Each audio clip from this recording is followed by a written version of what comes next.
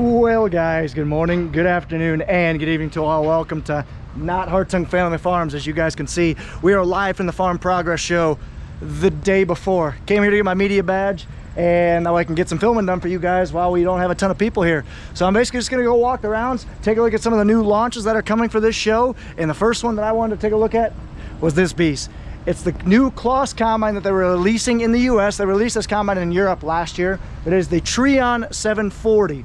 Basically, this is like a neat machine because it is basically made for the cost-conscious farmer.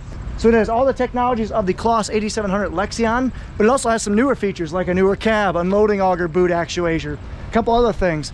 But it's in a price point that is much cheaper than the Lexion. The reason for that is because it's got the same hybrid, I don't think it's Synflow, but hybrid technology where it goes, you know, most machines like a Case or a Deere goes feeder house to some sort of accelerator to get it into the rotor to a single rotor out the back. Where Claas's hybrid technology uses a couple cylinders up front. It's a hybrid because it's a hybrid between a walker machine and a rotary machine. It has a couple cylinders up front like the APS and the threshing cylinder.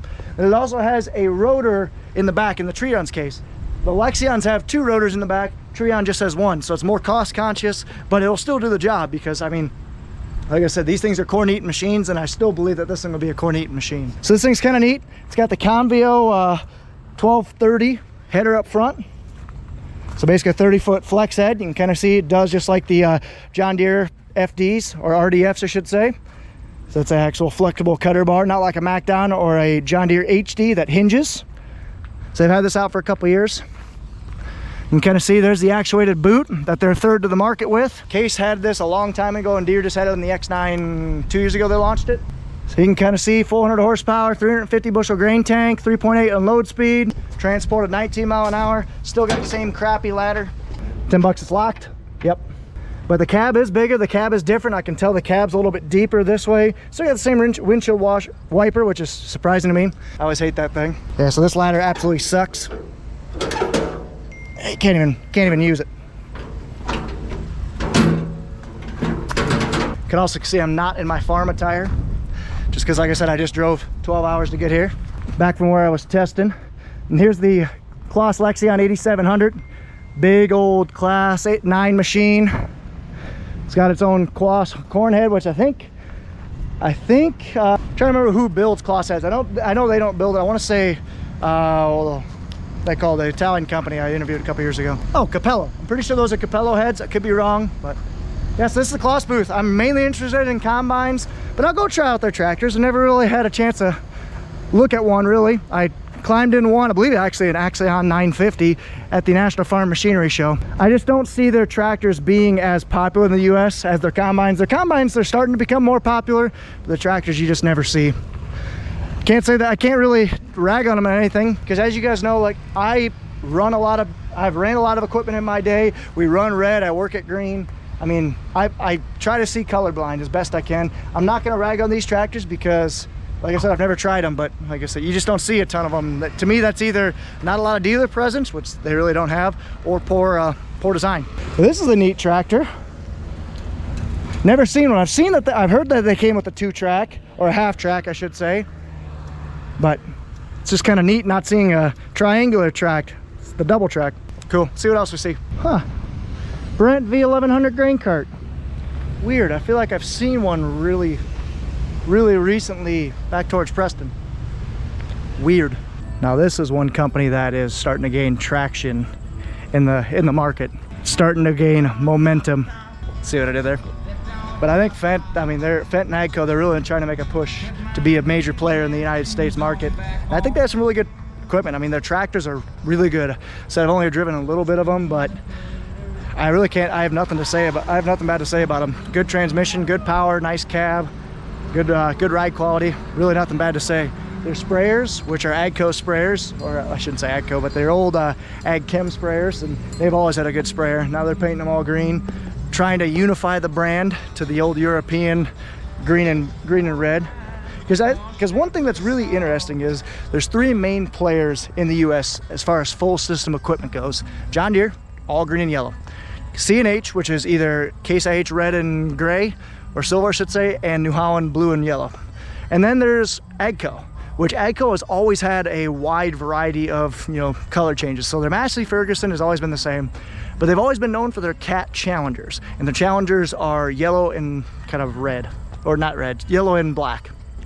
Well, that kind of had some brand mismatch because, I mean, even for the longest time, I thought Claas, which used to be the old yellow and black combines, were part of AGCO, but they're not. They're actually made by Claas. So that created some brand mismatch between AGCO and Claas. So now, you know, as you can kind of see, that used to be a yellow and black. That used to be a yellow and black. They used to have yellow and black tractors and sprayers, but now they're trying to unify the brand, except for their Fendt Ideal. So, I don't know, it's very interesting, but like I said, I'd love to try a Fendt tractor out more. I've heard they're really good stuff. Their sprayers, I know they're good, but their combine, I've heard, leaves a little to be desired. So you guys probably know Mike Mitchell's channel. His family bought 6 or 7 of them, I forget even, and traded them all off this year for John Deere, 2 X9s and the rest S series. So I think I've said this before, I think the Ideal is a really good combine, has a lot of really good ideas. The issues that they come in is, it was probably just released too early. I mean, they just have so many things, or not so many things, but they just have a lot of things there that need to be beefed up, that need to be re-looked at. You know, they have a lot of sensor issues. They have a lot of parts wearing out early issues, a lot of reliability issues. But I think the technology that they have there is awesome. The cab, the 6-bushel unload rate, but the unload rate, you can actually hit a button and it slows your unload rate down to top off a truck. That's an awesome idea. There's just a bunch of ideas like that that just, I mean, it just looks cool. And this is new, a Geringhoff folding or pivoting corn head, 16 row, and it pivots right by the feeder house. Yeah, that's new.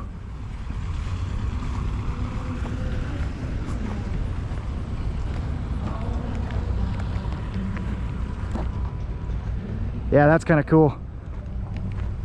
Haven't seen this before, but I heard they launched it. It's a 16 row pivoting corn head. It just pivots right in the middle. And that's for basically guys that want to farm a lot of hills and everything. They typically couldn't run bigger heads because it's a rigid platform. Well, now they can pivot and follow the ground a lot better. And we actually have a piece of AGCO equipment. If you guys remember, our Cat Challenger 2-track MT865B is an AGCO built tractor, and it's a beast. I mean, it's only got 2,000 and something hours on it. It's got a Cat C18 or C15 engine, I think the C18, and it's basically this 1167's older brother. Who knows, we'll either update to one of these bad boys someday, the big one, or might get a quad track. Well, who knows, we might even get a Deere RX. Jokes. I don't care what color combine you run. That is bad, you know what. Got the old corn beer wrap on it. Probably a John Deere 97 or 9870. It's got You Betcha in there. Oh, that's awesome. You know. Every time I walk by one of these Balzer grain carts, I just think beefy, overbuilt. Because look how wide this thing is. Look how heavy it is. This thing is huge. 2,100 bushel grain cart, but it really isn't that tall. That's what surprises me. I mean, it's 2,000 bushels or 2,100 bushels.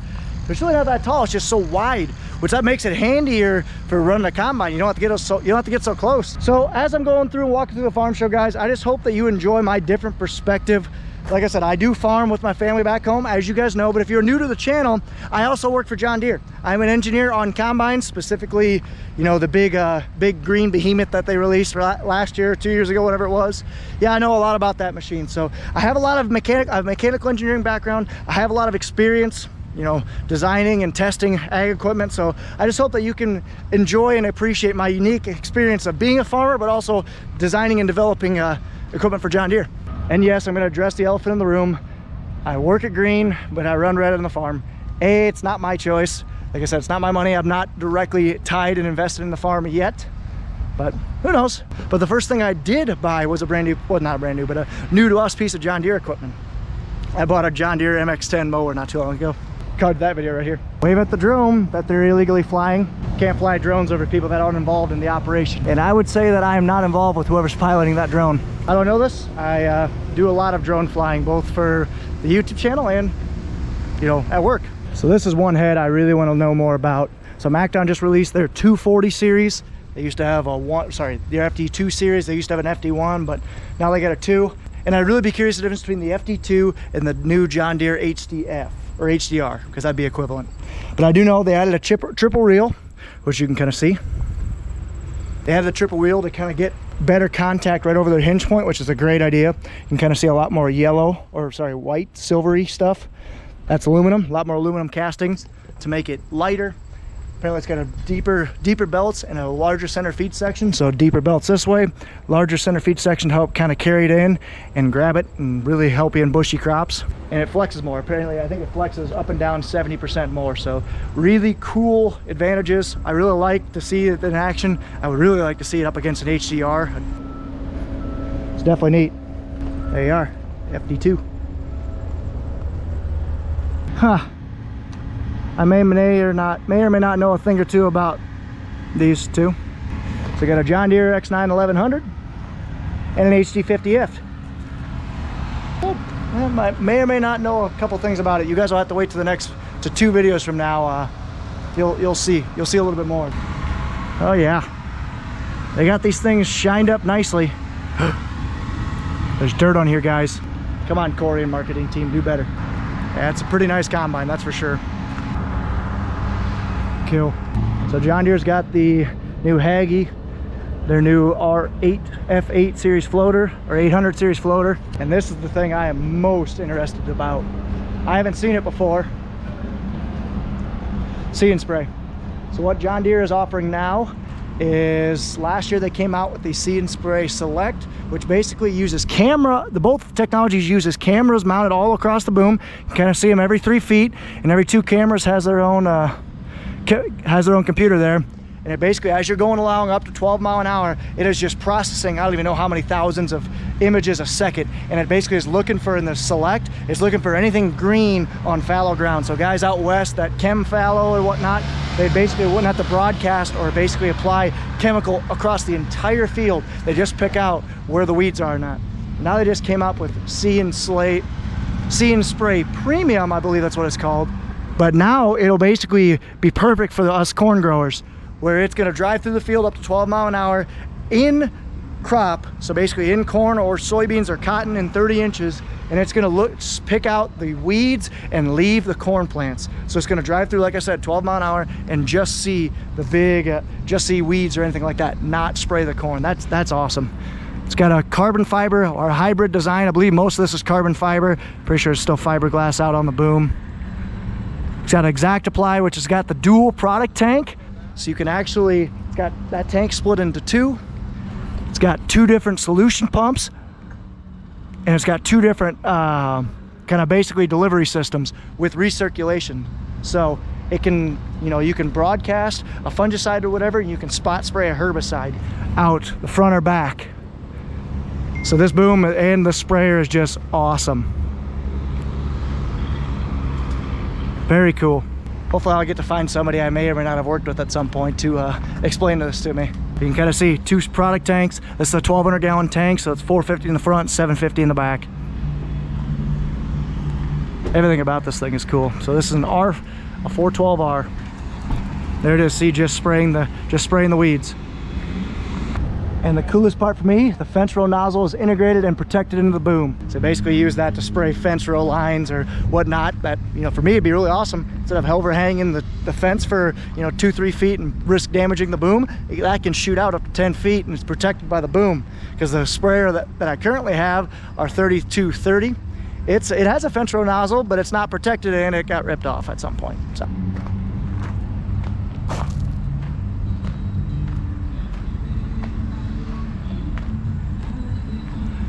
2,000 gallon tank, 90 foot boom.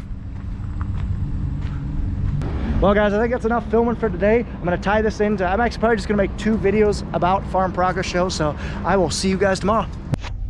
Good morning guys. Just making it into the show. I'm in a long line of traffic, you can kind of see. But it's a bright, beautiful day, gonna have gorgeous weather. See you guys when I get in there. I got about 20 minutes before the masses open, so I'm hopefully gonna get in there within a couple minutes to spare. Made it in the show. First time I've been to Boone in 6 years, so with a Farm Progress Show, they split it up every other year in Decatur than Boone. I haven't been to this show since 2016, and got it. They know what they're doing. It's efficient. They get us in and out very quickly.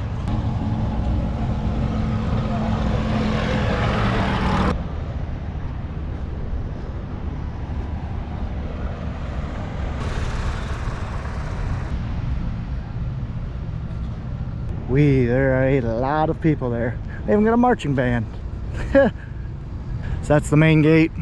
It's where all the patrons and everybody can come in. Like I said, I am heading right there.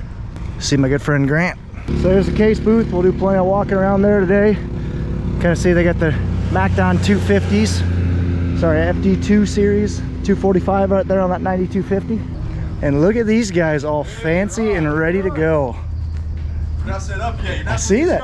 I don't. It's all good. It's all good. What's going on, buddy? Good. How are you? Good. So Grant's got an awesome booth, as I predicted. He's gonna have a lot of people there, so I'll swing back later, but let's go through the case booth and see what they got new this year.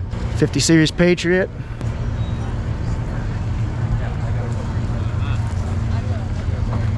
That's what I need.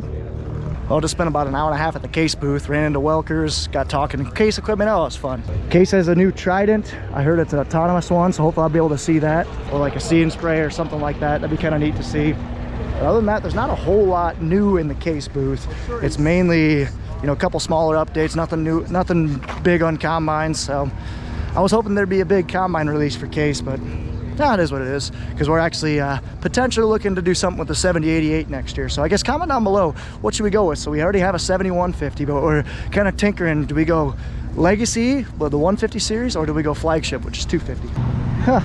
Well, this thing's kind of neat. It's hard for you guys to see, but yes, that is a tractor floating on water way down there. Little New Holland 4 series with giant tires, but that's still, it's pretty neat. Not something you see every day. The field demos, they usually have field demos here with like combining and then run tillage right after that, but the corn's just too wet. 42% wasn't going through the combines very well, so really didn't give much of a point. They said they might be able to do something on Thursday, but no, it's, for the most part, it's not good. Now they have a bunch of ride and drives, so let's go check it out. The drone sprayers is what I'm really interested in, so let's go take a look. Let's go do a ride and drive. So I guess, yeah, for the YouTube side of things, give me the quick 30-second synopsis of, because I know you mentioned before, I asked you what changed, and it was basically, you said what didn't change. What didn't change on this? How about that? What did not change is the power plant. Okay, the power plant and the weight distribution across the platform. So still that even, we still have that. Yep, we still have that. Let's call it 4852, 4753 at the worst, front to rear. Yep. So we've still got the fuel tank, def tank up front, still got the cab forward of the front axle. The tank sits right behind the front axle. Motor sits right on top of the rear axle. Again, especially when you get in your neck of the woods where it's vital to have tractive effort on the front wheels. Yep. And so that weight distribution is a big thing for us. Otherwise, everything on this machine is new. Perfect. This is a brand new series, brand new Patriot. Nothing like what you've known before. Most favorite thing I'm excited for is your tip clean out feature in the back. The little air like that is just, whoever thought of that was thinking. That was good. Well, the worst part about it is it's probably something that was very easy to do 25 years ago, but you know, it just all of a sudden, you know, here it is, 2022. But when you jump into the new 50 series, if you're not familiar with the new AFS Connect Steiger cab, you're going to see a completely different armrest. Yeah, and obviously you mentioned you had a 3230. Yep. So when you and ultimately on a 3230, you're also running the Magnum cab. Yep. So now you're in the Steiger cab, so every cab is going to be the same set of controls. Center section got moved over to the handle too. Is the center rack any smoother on the new ones? Yes. Okay. So there's a new hydraulic valve back there. The center rack will be a PWM controlled valve, which is in the past it's always been what we reference as a bang bang valve. So you feel the jittering up and down. So yeah, you'll have that boom leveling center section control with a smooth transition. Perfect. So it's not with the air ride suspension, we now have better liquid management on this machine. That's a shortcut to liquid management. We can purge our booms, and or we can do if you get the front fill, there's a reclaim option on that, which injects air right there at the front fill and brings all the way back into the tank. And then you got a pump switch here, you got a pump switch here, you got a pump switch here, and actually you can have 2 pump switches on there, so you can have multiple pump switches. Engine RPM's right here, so it's low, mid, high, just no, so there's low, 50, infinitely variable, so these are 50 up and down each press, and then you've got a mid, and then you've got a high. Okay. So we're actually going to recommend running at mid throttle just from a fuel consumption standpoint. 1850 is going to be that number. We have full hydraulic capacity. It's one of the things that we've adjusted. Oh wow. We've always had to have run them wide open to have full hydraulic capacity when spraying. Yep. So with running at 1850, we have full hydraulic capacity for spraying, pump, booms, travel speeds. So what's the only point of running it? Just when you run it in hills and whatnot where you're lugging the engine down, or what's the real point of running at that high engine speed then? You're probably going to find that running that high engine speed, if you do need a little bit extra oomph in the hills. Okay, that makes sense.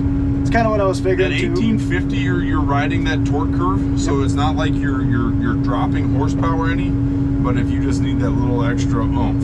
And then with the park, to release the park brake, you have to push the service brake all the way down now. Oh, all the way. Interesting. So why did we go with that? Pressing the park brake, just safety, just because we got deal. the. Yep. Okay, makes sense. And then it's just a matter of triggering the handle. Okay.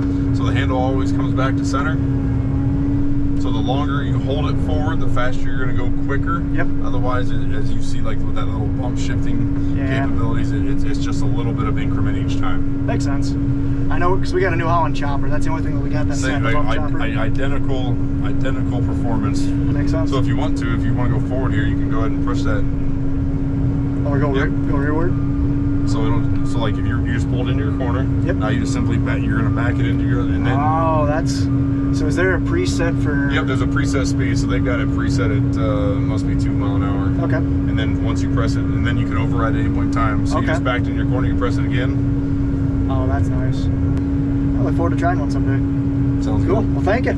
Thank you. So this is pretty neat. They have an autonomous Trident right now. For those of you guys who don't know, Case bought Raven, and Raven's been working on a lot of cool stuff lately, like that, I don't even know what they call it, Omni Power. But basically it's a self-propelled power unit that can plant, it can spread, it can spray, it can do a lot of things. But Raven's a technology company. They've done autonomous stuff. Like that was an autonomous grain cart that I was driving earlier. Like I said, that Trident's driving itself. Looks like they're controlling it in there. That's pretty cool. This mark up here. She's a little louder than the Mavic I got. Just a little bit, yeah. Oh, so it's running its... Oh, that's kind of neat. Yeah, and then down here in the corner you can see the altitude, our flow, distance from us, and speed. Okay.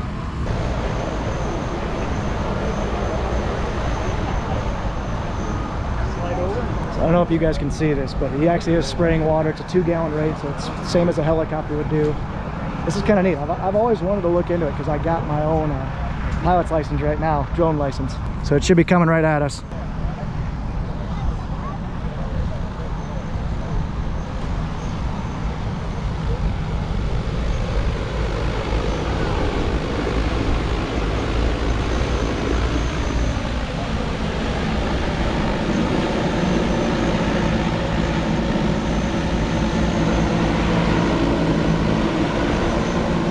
So with that low rate, there was a decent amount of drift because the wind was going this way, I could tell that.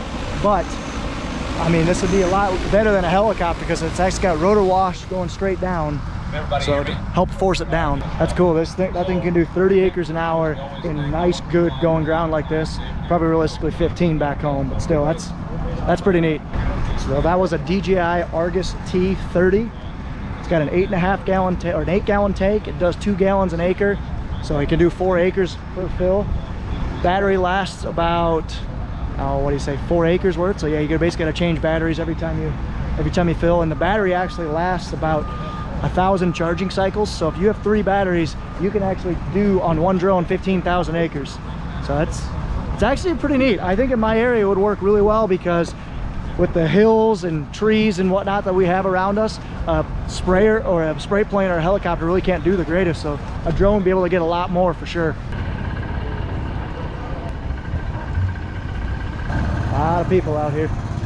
Now you guys have heard me say it before, but I'll say it again. I think we could really benefit with a little wheel loader like this. Just something that would be a little bit higher capacity, fill our feeder wagon much quicker. Something that's still pretty nimble. You can fill our manure spreaders quicker. They're a little bit more pricey and not as nimble as a skid loader, but I think we could really use one.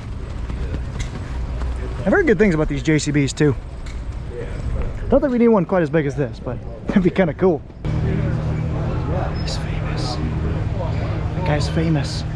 Just look at him. Well guys, I think that's enough for one video. I think I'm already well past 30 minutes, so we're gonna split this one up into two right now. So be sure to stay tuned for our video that'll be coming out in a couple days on the part 2 of the farm show over the rest of the day today and tomorrow. Appreciate you guys watching. Thank you so much. Take care, take it easy. Ta-ta for now.